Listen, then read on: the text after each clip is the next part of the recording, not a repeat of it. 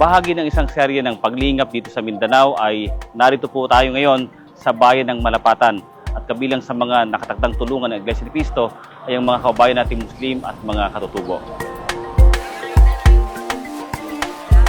Ang masasabi ko lang po, kahit anong religion mo, walang pinipili. Maraming salamat po. Malaking tulong po ito sa amin. Kasi natawid po kami ng sapa. Kinakatando ako pero binigyan niyo ako. Hindi kayo namimili ng tao. Salamat po sa inyo ha, kay nakakuha po midkuan.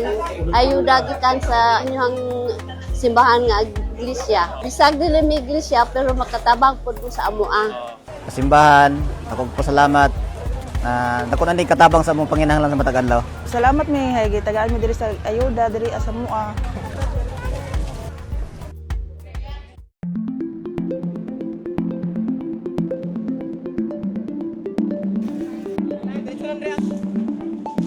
Salamat yung pagsakripisyo sa inyong paghagog panahon, paghatag og mga higayon sa amoa sir nga mga tabos mo sab sir. Salamat kay kayo ninyo ug ang Dios magapanalangin sa inyo ha.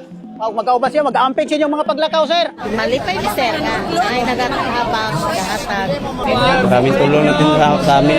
Yan lang talagang aasahan na ha, may mataglasan. Maraming salamat talaga sir. Dako na kayo ni kapuslanan sa matag individual.